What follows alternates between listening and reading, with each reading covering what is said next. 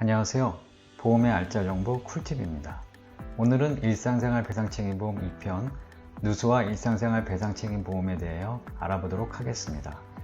최근에 일상생활 배상책임보험에서 가장 많은 사고가 누수사고이고 작년 대법원의 판결로 이전에 보상해주던 기준이 금년 3, 4월경에 보험사별로 바뀌었습니다. 자, 그럼 내용을 살펴볼까요? 오늘 말씀드릴 순서는 첫 번째, 누수 시 보상하는 손해, 두 번째, 달라진 보상 규정, 주로 손해방지 비용에 대해서 말씀드리겠습니다. 그리고 세 번째는 퀴즈입니다. 먼저 보험약관에서는 누수 관련 보상이 뭐라고 되어 있는지 한번 살펴보겠습니다.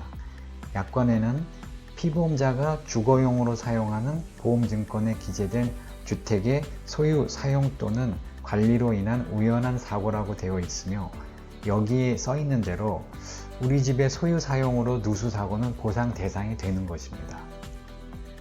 누수 시 보상하는 손해를 그림으로 다시 살펴보면 여기 공동주택이 있습니다. 윗집은 우리 집, 아랫집은 남의 집입니다. 우리 집 화장실에서 배관이 터져서 아랫집으로 물이 줄줄 샙니다. 아랫집에서는 물이 새서 벽치며 가구들이 피해가 생기겠죠? 여기서 발생한 손해를 정리해보면 두 가지로서 우리 집 손해와 아랫집 손해가 발생함을 알 수 있습니다. 저희가 지금 다루는 내용이 일상생활 배상책임보험이기 때문에 두 가지 손해 중에 남에게 물어줘야 하는 아랫집 손해는 배상책임이라서 당연히 보상이 될 것 같은데 우리 집 손해도 보상이 되나? 그건 배상책임이 아닌데 이런 의문이 들지 않으세요? 다음 장에서 달라진 보상 규정에서 이 부분을 좀 더 다룰 텐데요. 먼저 손해방지 비용이라는 개념을 이해하셔야 합니다. 손해방지 비용은 약관에 명시되어 있는 내용으로 약관에는 이렇게 정의되어 있습니다. 보험회사는 손해의 방지 또는 경감을 위하여 지출한 필요 또는 유익하였던 비용을 보상한다 라고 되어 있습니다. 손해방지 비용의 쉬운 예를 하나 들어드리면 여기 화재보험에 가입한 집이 하나 있습니다. 그런데 불이 났습니다. 보험가입자 입장에서는 어차피 보험 가입되어 있으니까 내버려두고 불구경만 하고 있을 수도 있잖아요. 하지만 이걸 보상해줘야 하는 보험회사 입장에서는 이런 경우 손해가 점점 확대되잖아요. 그래서 보험회사는 보험가입자가 사고가 발생하면 손해를 줄이기 위한 조치는 해야 한다 라는 손해방지 의무 조항도 약관에 집어넣어 놓고 그때 발생한 비용, 보험가입자가 지불한 비용도 보험회사가 보상해 준다는 내용입니다. 사실 너무 당연한 얘기입니다. 이런 경우에 소화기를 빌려서 불을 껐다든지 하는 경우의 비용은 손해방지 비용으로 보험회사가 보상해 줍니다. 자, 그럼 누수로 돌아와서 누수 발생 시 원인이 우리 집에 있으므로 우리 집 공사 비용도 손해방지 비용으로 보상이 될까요? 이것이 그동안 쟁점이었습니다. 그래서 분쟁이 많았었는데요. 작년에 두 번의 판결로 결론이 난 상태입니다. 누수를 막기 위해, 즉 손해를 막기 위해 우리 집 공사한 것은 손해방지 비용이라는 주장과 그렇다고 인테리어 공사 수준으로 해놓고 보험금을 청구하는 것은 과다하다는 주장이 팽팽했었는데요. 작년 2019년 2월과 10월에 두 가지 판결이 납니다. 먼저 서울 동부지방법원에서는 손해방지 의무 이행을 위하여 보험계약자 또는 피보험자에게 요구하는 행위는 그 개념상 보험계약자나 피보험자 자기의 이익이 아니라 보험자의 이익을 위한 행위라고 할 것이다 라고 말했는데요. 여기서 보험자는 보험회사를 말합니다. 쉽게 말씀드리면 누수로 인해서 우리 집 공사를 할 때 그 목적이 보험회사의 손해를 줄이기 위한 것이지 보험계약자나 가입자가 보기 좋게 한다든지 본인이 원해서 하는 것이 아니라는 겁니다. 그리고 또 다른 판결인 2019년 10월에는 더욱더 손해방지 비용을 명확히 정의했는데요.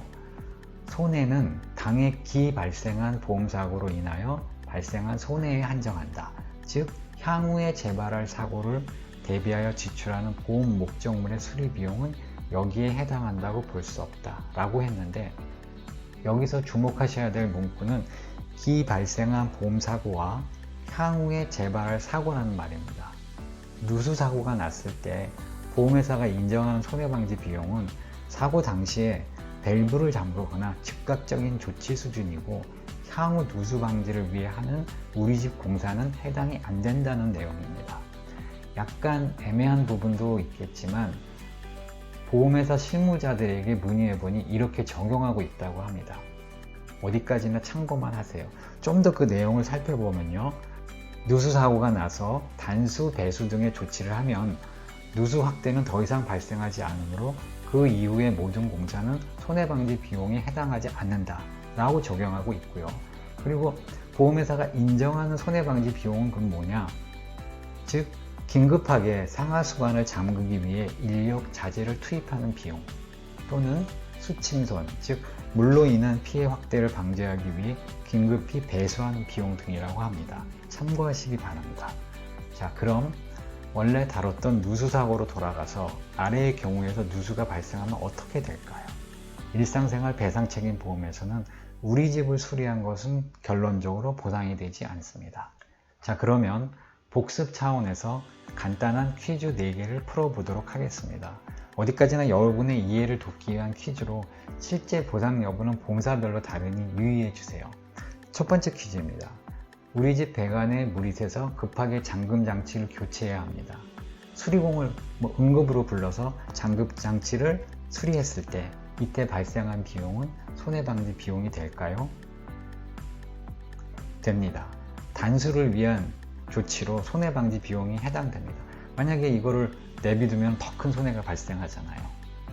두 번째 퀴즈입니다. 공동주택에 살고 있고 우리 집은 3층입니다. 우리 집 3층에서 물이 새서 2층에 물이 고였고 2층에 물을 그대로 두면 1층에 다시 피해가 갈 것 같아서 2층의 물을 배수하였습니다. 이때 2층의 물을 뺀 비용이 보상이 될까요? 당연히 됩니다. 2층에 물이 고였는데 그냥 내비두면 1층의 피해가 더 확대되는 거지 않습니까? 1층으로 확대가 되는 것을 더 막기 위한 행위이기 때문에 손해방지 비용입니다. 다음은 세 번째 퀴즈입니다. 누수로 인해서 우리 집 화장실 타일 교체 비용이 발생했습니다. 이것이 일상생활 배상책임보험이 보상이 될까요? 안 됩니다. 우리 집 화장실 타일 교체 비용은 손해방지 비용에 해당되지 않아서 보상이 안 됩니다. 자, 마지막 퀴즈입니다. 누수가 생겨서 아랫집에 물이 흘러서 벽지에 곰팡이들이 막 생겼습니다. 이 경우 아랫집 벽지 공사 등이 보상이 될까요? 당연히 보상이 되죠. 이거는 너무 쉬운 문제였죠. 자, 이상으로 일상생활 배상책임보험 시리즈 2편을 마칩니다. 3편에서는 시리즈 마지막 편으로 일상생활 배상책임보험 이렇게 가입하세요 편을 보내드리도록 하겠습니다. 동영상 시청해 주셔서 감사합니다. 보험의 알짜 정보 쿨팁이었습니다.